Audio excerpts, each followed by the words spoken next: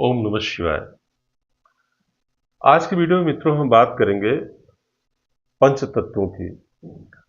आपके वास्तु में इनका स्थान और आपके जीवन में इन पंच तत्वों का क्या काम है, इस विषय पर हम चर्चा करेंगे।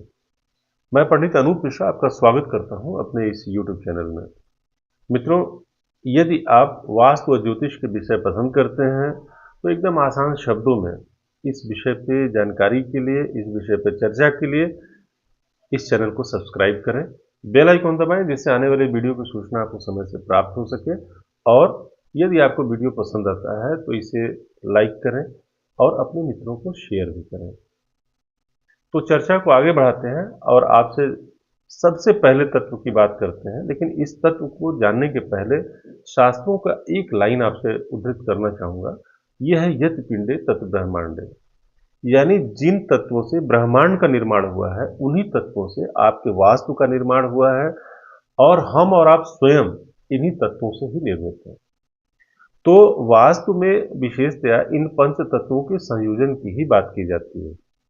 तो हमको इस बात की जानकारी होना अति आवश्यक है कि ये पंच तत्व हैं क्या और आपके जीवन में क्या इनका उपयोग है। तो आज की वीडियो में हम इसी बात को समझेंगे। सबसे पहले तत्व को लेते हैं, यह है जल तत्व। आपके वास्तु में जिसका स्थान है यह है ईशान क्षेत्र, यानी उत्तर और पूर्व के कोण को ईशान क्षेत्र कहते हैं और यह जल तत्व का स्थान है। ईशान क्षेत्र के बारे में जब चर्चा हुई तो सबसे पहले इस बात को समझना आवश्यक है कि वास्तु पुरुष का मस्तक इसी स्थान पर होता है। इसका तात्पर्य यह हुआ कि ये ईशान क्षेत्र यानी जल तत्व आपके मन मस्तिष्क को सीधा प्रभावित करता है। यदि इस स्थान पे यानी ईशान क्षेत्र में यदि कोई परेशानी हो, कोई कमी हो, तो इससे सीधा सीधा आपका मन मस्तिष्क प्रभावित होता है। इस बात को विशेषतया आप समझें। तो इसके लिए सबसे पहला जो है कि जल तत्व अपने शरीर का यानी 3/4 जो हमारा वाटर है हमारे शरीर में जल है, इसको बैलेंस करने के लिए अधिक से अधिक जल ग्रहण करने की बात तो डॉक्टर्स भी करते हैं। और इसी तरीके से अपने वास्तु में आप जहां पर जल तत्व का स्थान है, आप इस विषय की यानी इस स्थान की शुद्धता को विशेष तवज्जो दें, क्योंकि ये स्थान सीधा सीधा आपके मस्तिष्क को प्रभावित करता है, यानी आपके सोच को प्रभावित करता है। ये तमाम वास्तु विशेषज्ञ तो ये भी कहते हैं कि यदि इस स्थान पर कोई समस्या है, कोई कमी है, तो इससे आपका स्वास्थ्य भी प्रभावित हो जाता है। अब बात करते हैं दूसरे तत्व यानी अग्नि तत्व की। जैसा कि स्पष्ट है, अग्नि तत्व अग्निकोण में इसका स्थान माना गया। अग्निकोण कौन सा है? दक्षिण और पूर्व का जो कोण है यानी कोना है, ये अग्नि तत्व का स्थान है। यह स्थान विशेषतया रसोई घर का माना गया, क्योंकि रसोई में अग्नि से ही भोजन पकता है, इसलिए रसोई का स्थान इस स्थान पर सर्वश्रेष्ठ माना गया। यह स्थान अगर दूषित है तो सबसे पहले अग्नि क्या करती है? आपकी इनकमिंग। देखिए, धन को भी फायर एलिमेंट माना गया और यहाँ ग्रहों में शुक्र का स्थान है जो कि धन के कारक माने गए। तो इसलिए यदि अग्नि कोना प्रभावित है यानी यहाँ पर कोई समस्या है तो आपकी इनकमिंग धन के स्रोत प्रभावित हो जाते हैं आपके। तो इस स्थान की शुद्धता का भी ध्यान रखना अति आवश्यक है। शुद्धता तो नियमानुसार सभी तत्वों की जहां जहां पर है वहां वहां शुद्धता रखना अति आवश्यक है, लेकिन विशेषतया आज के इस अर्थ युग में अग्नि क्षेत्र का बहुत ज्यादा महत्व है। इसलिए इस स्थान की शुद्धता को भी हमको उतना ही ध्यान देना चाहिए जितना ईशान क्षेत्र की शुद्धता पर हम ध्यान देते हैं। इसके बाद तीसरा तत्व हम लेंगे पृथ्वी तत्व। इसका स्थान है दक्षिण और पश्चिम का कोण यानी नैऋत्य क्षेत्र। हम सभी पृथ्वी पे ही रहते हैं और इसके गुरुत्वाकर्षण से ही हम संचालित होते हैं।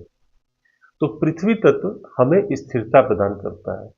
जहां तक आपको पृथ्वी के बारे में थोड़ा सा भी अगर ज्ञान हो तो ये आप समझ लें कि 1,04,000 किलोमीटर की लगभग गति से यानी 1,04,000 किलोमीटर प्रति घंटे की गति से पृथ्वी सूर्य के चक्कर लगा रही है और अपनी धुरी पर भी घूम रही है, उसकी भी बहुत ज़्यादा गति है। लेकिन इन गतियों के बावजूद हमको और आपको इसकी गति का अनुमान एकदम नहीं लगता, हम एकदम स्थिर बने रहते हैं। तो ये जो तत्व है अगर पृथ्वी तत्व आपको स्थिरता देता है। स्थिरता किस प्रकार की? आर्थिक, सामाजिक, पारिवारिक, हर प्रकार की स्थिरता आपको मिलता है पृथ्वी तत्व से, यहाँ से जुड़ के।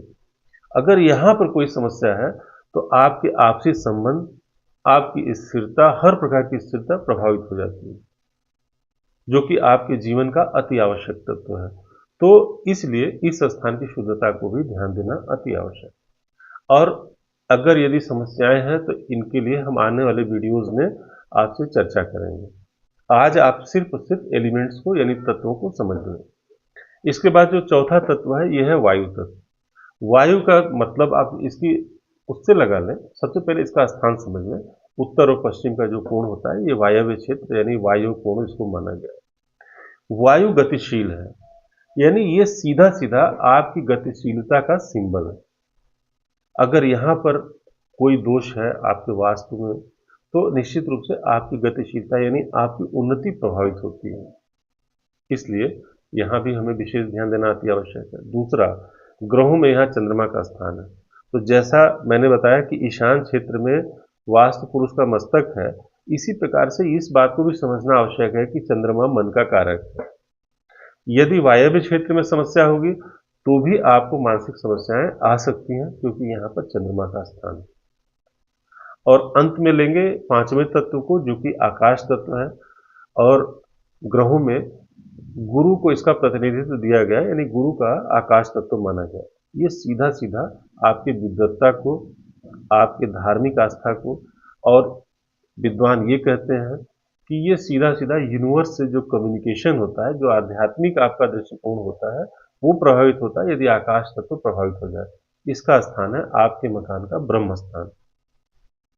तो इसलिए अगर आप पुराने मकानों में, अगर आप देहात से जुड़े हुए हैं या शहरी क्षेत्रों में भी जो पहले मकान बनाए जाते थे, उसमें बीच में आंगन का प्रावधान था, बीच में आकाश तत्व यानी ब्रह्म स्थान को खुला रखने का प्रावधान था।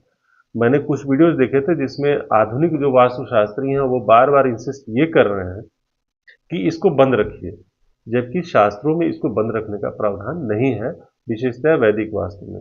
इसको खुला रखने का प्रावधान किया गया क्योंकि यहाँ से आपका वास्तु यूनिवर्स के साथ कम्युनिकेट करता है, यानी उसके संवाद बनते हैं इससे, और तमाम वास्तु दोषों का शमन होता है यदि आपका आकाश तत्व मजबूत हो। तो आज के वीडियो में तत्वों के बारे में इतना ही। अब इन यदि दोष हो किसी भी तत्व में, उसका क्या निवारण हो सकता है, इस विषय पर आने वाले वीडियो में हम चर्चा करेंगे। धन्यवाद।